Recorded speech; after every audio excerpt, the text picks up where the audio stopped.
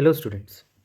So today we will see about one topic, that is law of conservation of energy.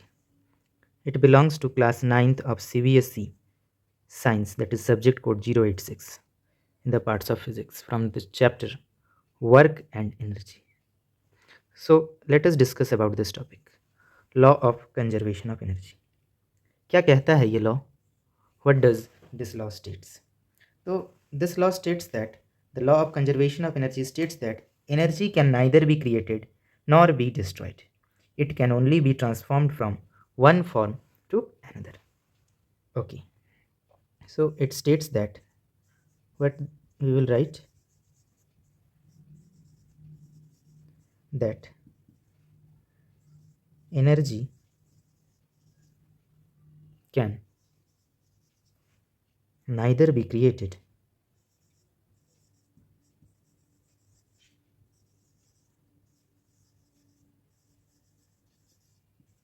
nor be destroyed. It can only be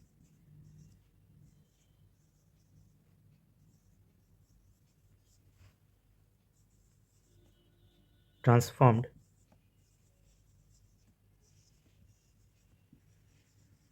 from one form to another.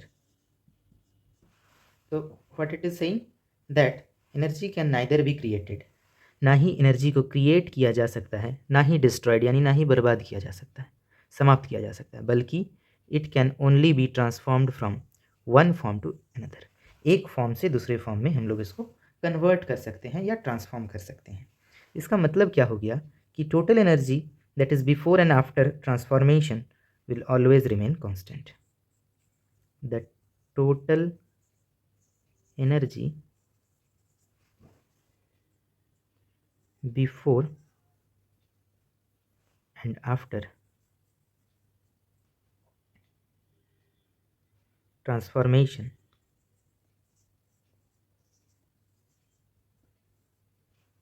will always remain constant. तो क्या कह रहा है कि energy could neither be created nor be destroyed, ना ही create किया जा सकता है ना ही डिस्ट्रॉय किया जा सकता है. तो जब क्रिएट और डिस्ट्रॉय नहीं किया जा सकता है तो फिर हम लोग क्या कर सकते हैं कि इसको एक फॉर्म से दूसरे फॉर्म में कन्वर्ट किया जा सकता है. ठीक है. अब जैसे हम लोग देख सकते हैं कि we uses our electrical energy जो इलेक्ट्रिसिटी घर में आ रहा है उसका यूज़ करके हम लोग हीटर चलाते हैं. तो क्या होता है, इलेक्ट्रिसिटी यूज़ हुआ in order to produce the heat, that means electrical energy is being converted into heat energy. तो ये एक एग्जांपल हुआ कन्वर्जन ऑफ एनर्जी. लेकिन जो इलेक्ट्रिकल एनर्जी था वो हमारे हीट एनर्जी के फॉर्म में रहेगा. मतलब एनर्जी जो है वो डिस्ट्रॉय यानी बर्बाद नहीं हुआ, वो बस चेंज हुआ या कन्वर्ट हुआ एक फॉर्म से दूसरे फॉर्म में. ओके, लेट अस सी सम मोर एग्जांपल. कुछ और एग्जांपल देखते हैं, फिर इसका हम लोग प्रूफ देखेंगे. If you want to write this, इसको यदि आप लोग लिखना चाहते हैं तो किसी भी पॉइंट ऑफ टाइम में वीडियो को पॉज कर सकते हैं और आराम से नोट डाउन कर सकते हैं. Okay, now coming on to some more example, that is जैसे हम लोग कोल या कोई भी फ्यूल का बर्न किए, बर्निंग करके हम लोग क्या करते हैं, हम लोग सपोज़ हीट एनर्जी प्रोड्यूस कर रहे हैं, उससे खाना बना रहे हैं. सपोज़ कि गैस स्टोव में हमने एलपीजी या गैस को जो भी बर्न किया और उसमें जो एनर्जी प्रोड्यूस हुआ उससे, तो हुआ क्या, हमारा कोल या फ्यूल में जो केमिकल एनर्जी था, chemical energy that is being stored in coal और फ्यूल और एलपीजी और whatsoever, that energy is being converted into heat energy. Any problem? Similarly हम लोग जब during summer days when we use fan, okay, so in fan what happens, the electrical energy that is being converted into mechanical energy, where in fan क्योंकि electricity का use हुआ in order to running the fan. Fan जो run कर रहा है वो क्या है, वो हमारा मैकेनिकल एनर्जी के फॉर्म में ट्रांसफॉर्म हो रहा है। नेक्स्ट हम लोग आते हैं, इलेक्ट्रिसिटी का यूज़ एक और यूज़ होता है, दैट इज़ इलेक्ट्रिकल एनर्जी का यूज़ करके हम लोग बल्ब या tubelights whatsoever mean simply lights हम लोग जलाते हैं। तो यहाँ पे क्या हो रहा है, जो इलेक्ट्रिकल एनर्जी है वो लाइट एनर्जी में ट्रांसफॉर्म हो रहा है। These are all example of transformation of energy, but the entire energy of the system will always remain constant. Okay, तो अब चलते हैं इसका एक प्रूफ में। We all know about potential energy and kinetic energy in this chapter. ये जो chapter है वर्क एनर्जी, इस चैप्टर में हम लोग पोटेंशियल और काइनेटिक एनर्जी के बारे में पढ़ चुके हैं। तो लेट्स सी अबाउट दिस। तो हमारा ये जो टॉपिक है यह conservation of energy during the free fall of a body.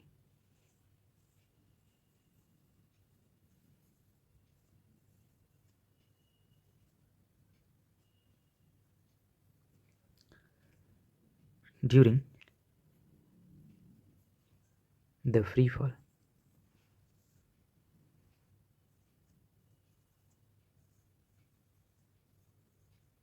Of a body. तो अब हम जो थ्योरीज भी बोलेंगे वो आप चाहें तो नोट डाउन कर सकते हैं, क्योंकि ये एक प्रूफ या डेरिवेशन है जो कि एग्ज़ाम में पूछा जाता है 3 to 5 मार्क्स का, अलॉन्ग विद दिस स्टेटमेंट। अब हम लोग एक केस ले लेते हैं जिस जगह पर एक बॉडी या एक बॉल, सिंपली हम लोग कहें तो एक बॉल है जो कि अंडर फ्री फॉल है, यानी फ्रीली फॉल कर रहा है, गिर रहा है एट 3 पोजीशन, 3 पॉइंट पे हम लोग ले ले रहे हैं इसका, that is our point A, B and C. और कुछ डिस्टेंस हम लोग ले लेते हैं इसका। तो इसका अगर हम लोग डिस्टेंस ले लेते हैं तो from B point, A and B का जो डिस्टेंस है ये let it be x unit, and from the ground let the distance of point B is h। So हमारा जो ये पॉइंट का डिस्टेंस है दैट इज़ ए सी का डिस्टेंस जो है ये हो जाएगा हमारा h minus x। Let us consider this object of mass m. So let us write down the theory. Consider an object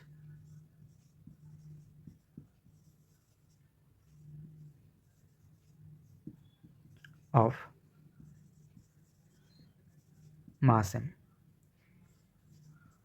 at point B. So at height h meter above the ground or from the ground.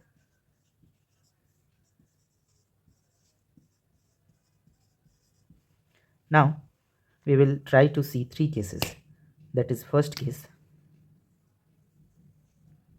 1 will be at point B. PT is at point B. So at point B our potential energy will be, we all know that m is the mass, h is the height. m जो है mass है, h height है, और since ये जो है freely falling body है, therefore यहाँ पे हमारा acceleration जो है वो प्लस g, यानी acceleration ड्यू टू ग्रेविटी हो जाएगा g। सो इस जगह पर हमारा पोटेंशियल एनर्जी क्या हो जाएगा, that is m g h। और ये b पॉइंट पे जो है इस ऑब्जेक्ट का वेलोसिटी हमारा 0 है। सिंस वेलोसिटी 0 है तो हमारा काइनेटिक एनर्जी भी जो है वो क्या हो जाएगा, हाफ एम वी स्क्वायर। और सिंस ये जो v है, ये v का वैल्यू जो है 0 है, ये v जो है 0 है, देयरफॉर हमारा पूरा वैल्यू क्या हो जाएगा, 0 हो जाएगा। So now coming on to total energy. So total energy will be, that is sum of potential energy plus kinetic energy. Okay, let us rub the upper part.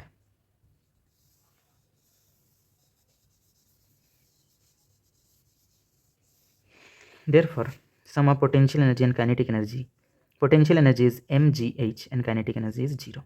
Therefore the total energy of case 1 te is equal to mgh, and this will be our equation number first.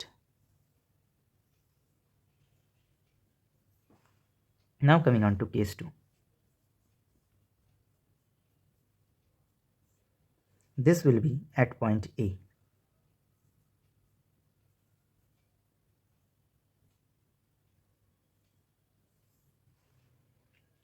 So let us rub the case 1. अब जब object A point पे आ जाएगा तो क्या होगा, तो let's see.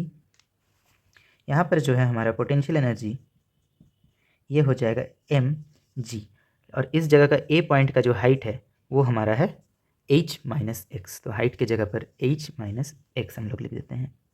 तो potential energy हम लोग लिख सकते हैं mgh माइनस mgx। अब आते हैं काइनेटिक एनर्जी के लिए, हमें थोड़ा सा वेलोसिटी फर्स्ट निकालना पड़ेगा। So coming on to third equation of motion,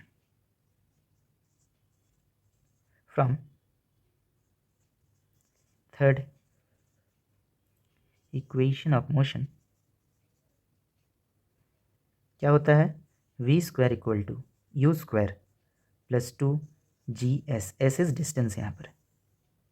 तो अब चलिए पुट करते हैं, v जो है वो हमें निकालना है, तो v स्क्वायर, और u जो है यहाँ पर 0 हो जाएगा, u हमारा 0 हो जाएगा क्योंकि इस जगह पर हमने लिख चुके हैं हम इनिशियल वेलोसिटी हमारा 0 है।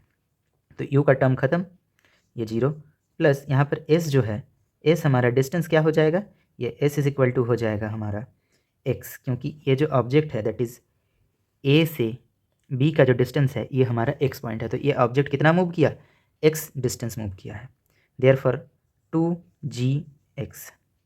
और यहाँ से हम लोग लिख सकते हैं v square is equal to 2gx। इसको एज इट इज़ ही हम लोग छोड़ देंगे v स्क्वायर को केस नंबर ए के लिए या केस 2 के लिए, पॉइंट ए का। अब हम लोग यहाँ पर काइनेटिक एनर्जी निकालेंगे इस पॉइंट का। Kinetic energy at point A will be, हमारा फार्मूला होता है हाफ mv स्क्वायर। यहाँ पर हम लोग जो है हाफ मास m ही रहेगा, बट v स्क्वायर के जगह पे पुट कर दे रहे हैं हम 2 इंटू gx। तो यहाँ पर हम लोग देख सकते हैं कि नीचे डिनोमिनेटर में 2 और ये 2 कैंसिल आउट हो जाएगा, तो हमारा जो काइनेटिक एनर्जी है ये आ जाएगा mgx। So now coming on to total energy of case 2। तो हम लोग टोटल एनर्जी के पार्ट में आते हैं। टोटल एनर्जी ये होता है sum of potential energy plus kinetic energy. तो पोटेंशियल एनर्जी हम लोग देख सकते हैं यहीं से, that is mgx mgh minus mgx, और प्लस काइनेटिक एनर्जी जो है हमारा ये है प्लस mgx। तो यहाँ से हम लोग देख सकते हैं minus mgx and plus mgx दोनों कैंसिल आउट हो जाएगा, देयरफॉर हमारा जो टोटल एनर्जी बचेगा that is total energy is equal to mgh, जो कि हमारा फर्स्ट इक्वेशन का यानी केस 1 का एट बी पॉइंट भी आया था। This is our equation number 2। अब आते हैं हम लोग केस नंबर 3 में, दैट इज एट पॉइंट सी।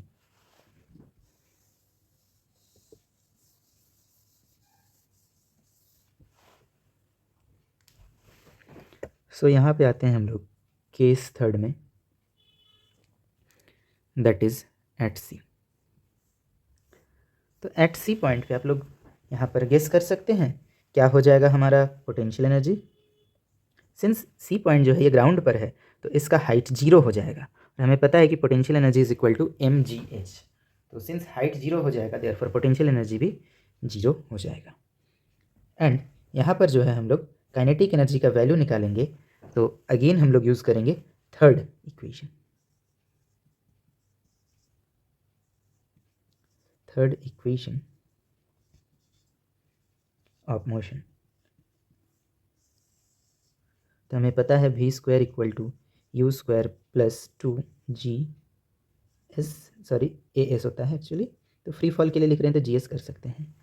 फिर से हम लोग आते हैं, सिंस ये ऑब्जेक्ट हम लोग पिछले केस में भी देखा था कि इनिशियल वेलोसिटी जो है 0 था, तो ये हमारा टर्म 0 हो जाएगा, और यहाँ पर s जो है हमारा s is equal to h हो जाएगा, क्योंकि जब c पॉइंट पे पहुँचेगा यानी ऊपर से जब डायरेक्ट नीचे आएगा तो हमारा डिस्टेंस क्या कवर करेगा, h। तो v square is equal to 2 और a के जगह पे हम g लिख सकते हैं, acceleration due to gravity g, 2GH हो जाएगा। तो चलिए अब इसको हम लोग काइनेटिक एनर्जी के फॉर्मूला में पुट करते हैं। अब हम लोग का काइनेटिक एनर्जी हो जाता है 12 mv²।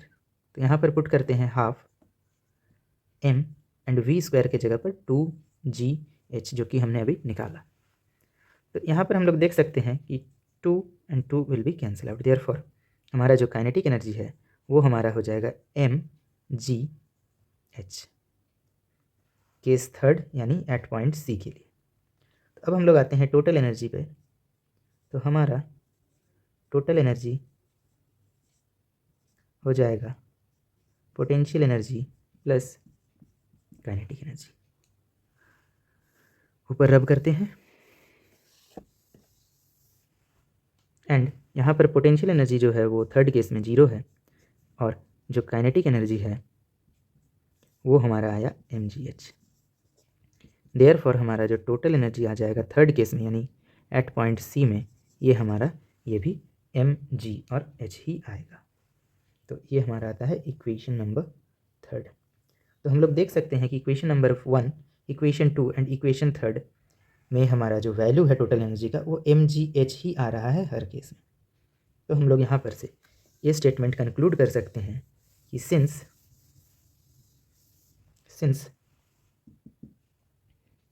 the total energy in all the three cases, that is